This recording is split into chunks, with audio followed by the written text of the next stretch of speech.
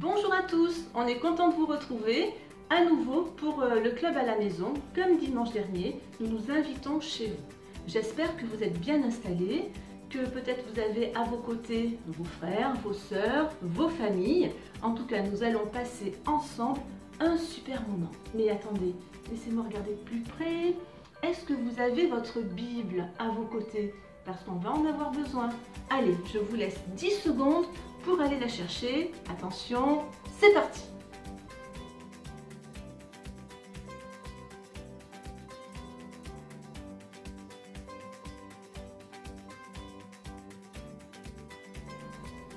Très bien. Maintenant que vous êtes bien installés, le programme va commencer. Mais Sarah, mais qu'est-ce que tu fais? Ben, je joue au basket. Ah, tu joues au basket. Je suis trop contente de savoir que tu joues au basket. Il faut que je te raconte quelque chose. Ah. J'ai essayé de marquer un panier. Et figure-toi, je n'ai pas réussi. Mais toi, tu marques à chaque fois? Moi, je marque à chaque fois. Non, tu marques pas à chaque fois. Ah si, à chaque fois que j'envoie le ballon, je le mets dans le panier. Non mais attends, mais moi, tu sais ce que j'ai fait? J'ai regardé sur internet toutes les vidéos de Tony Parker pour essayer d'analyser sa technique. Alors il fléchit les genoux, il fait une extension, avec son œil il va calculer l'angle avec lequel il faut envoyer la balle, la force qu'il faut employer. Alors j'ai analysé tout ça, et puis alors quand j'ai essayé pour la première fois de le faire, et ben ça n'a pas marché. Comment c'est possible? Il faut que tu t'entraînes, Laurence.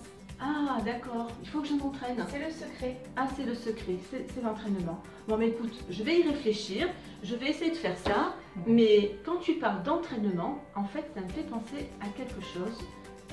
Je crois que on en parle dans la Bible. Ah oui, du basket? Mais pas du basket. Ah. On parle de l'entraînement. D'ailleurs, puisque vous l'avez à vos côtés, il est temps de l'ouvrir. Allez, on vous donne la référence. Donc, il s'agit de Jacques, chapitre 1, verset 22. On y va? On regarde ensemble? C'est parti!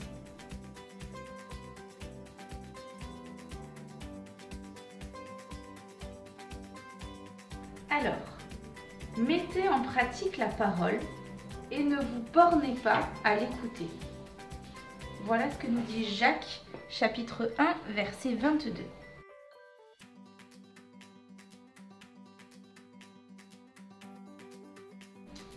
Une autre version nous donne des informations et simplifie un petit peu la compréhension. Regardez, il y a un autre verbe qui est utilisé.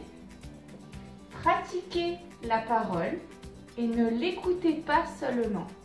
Pratiquer la parole, ça veut bien dire s'entraîner, comme un petit peu tout à l'heure avec le basket. Et ne pas simplement l'écouter. Vous vous rappelez, dimanche dernier, on a bien parlé de l'écoute. Mais là, on se rend compte qu'il faut peut-être aller plus loin et pourquoi pas s'entraîner et pratiquer. Mais Sarah!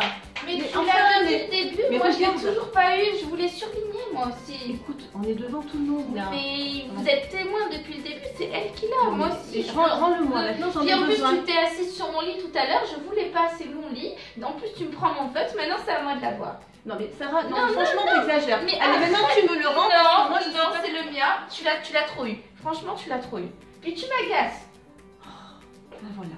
Là, on a un exemple de situation que vous pouvez peut-être vivre actuellement à la maison, que vous avez peut-être déjà vécu. Et vous voyez que là, on est dans une situation, on va dire, de conflit. Il y a eu un conflit entre deux personnes avec un sujet qui était là. Et peut-être que le conflit s'est même transformé en dispute. Et quand on se dispute, ben peut-être que ça peut déposer dans le cœur encore d'autres sentiments, par exemple la colère, l'énervement, l'agacement.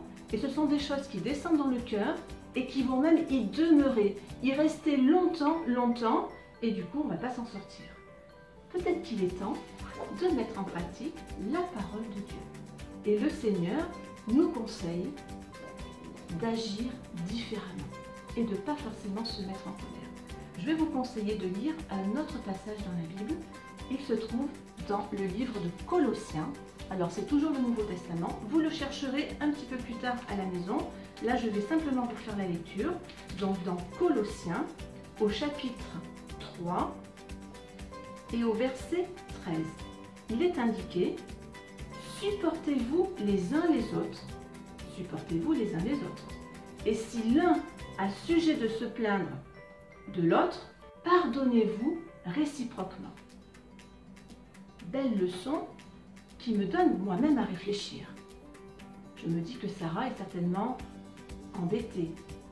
Elle est certainement peinée dans son cœur. Peut-être qu'elle avait en fait vraiment besoin de ce feutre. Et moi, par mon énervement, ma colère, je n'ai pas voulu le lui donner. Mais je pense que vous avez compris le bon conseil que je dois mettre en pratique. Le conseil qui est donné par la Bible, c'est justement de chercher à régler le problème et notamment de lui demander pardon. On va essayer.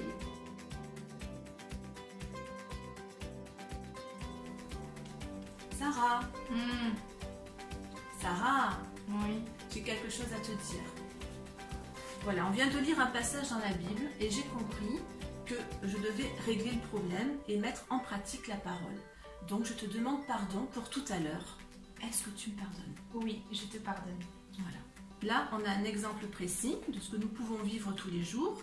Et justement, le problème est résolu. Comment? Juste parce qu'on a mis en pratique la parole de Dieu. On ne s'est pas cantonné juste à l'écouter, mais on l'a mise en action. Et voilà que le problème est maintenant résolu. Tout ça pour vous dire que, en fait, notre vie de tous les jours est en fait un merveilleux terrain d'entraînement pour justement mettre en pratique la parole de Dieu. Et puis, peut-être qu'il serait bon de voir un deuxième exemple qui se trouve cette fois dans la Bible. Il s'agit de deux personnages. Vous en avez certainement entendu parler. Voilà. Paul et Silas. On trouve ce récit dans le livre des Actes, au chapitre 16, et notamment au verset 23 et 25.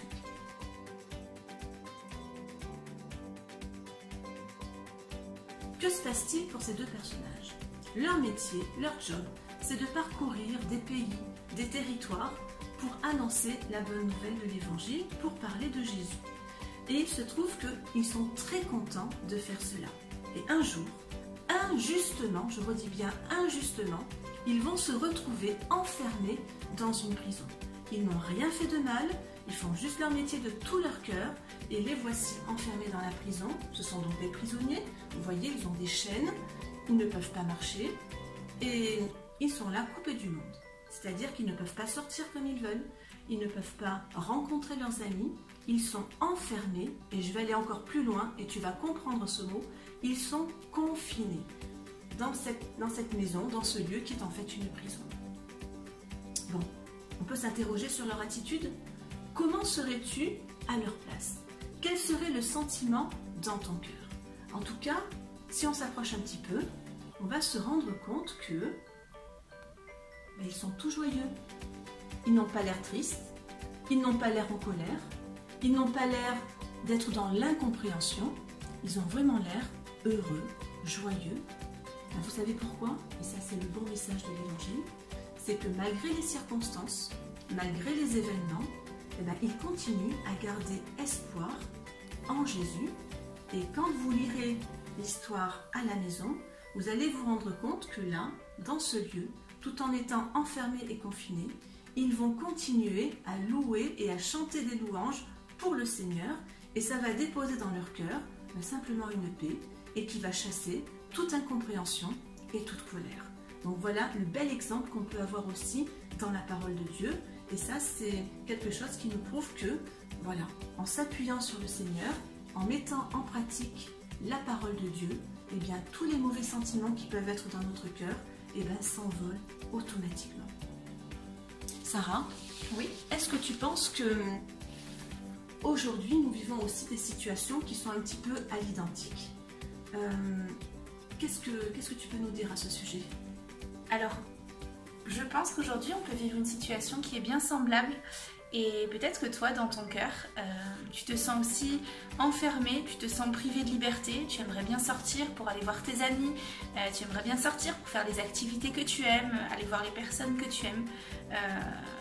Peut-être que dans ces moments, on peut se dire, ben voilà, moi j'avais rien demandé à personne, je faisais juste ce qu'on me demandait de faire, je vivais ma vie tranquillement et je faisais rien de mal. Et alors que j'avais rien demandé à personne, je me retrouve enfermée.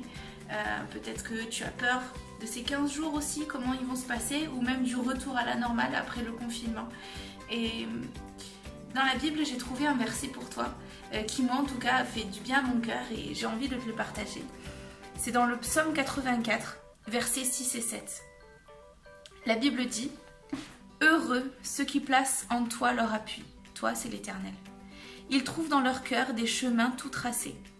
Lorsqu'ils traversent la vallée de Baca, la vallée des pleurs, ils la transforment en un lieu plein de sources, et la pluie la couvre aussi de bénédictions. » Et j'aime ce verset parce qu'il te dit que même voilà, dans ce confinement, dans ces moments pas faciles, si tu places ton appui dans le Seigneur, alors tu es heureux.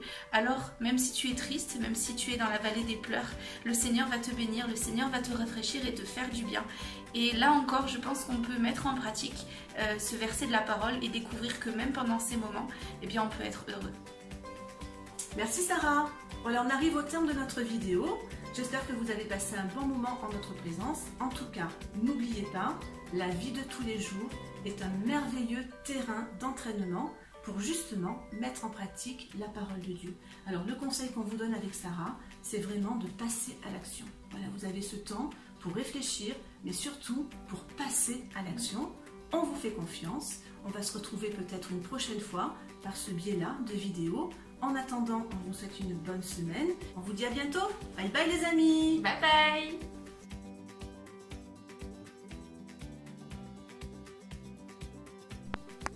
Coucou Laurence, j'espère que tu vas bien. Je t'appelle parce que j'ai beaucoup repensé à ce qui s'était passé la dernière fois. Tu te souviens la dispute qu'on a eue toutes les deux? Je t'appelle parce que j'ai bien réfléchi et en réalité, c'est moi qui t'avais arraché le feutre jaune violemment des mains. Et voilà, je voulais te demander aussi pardon.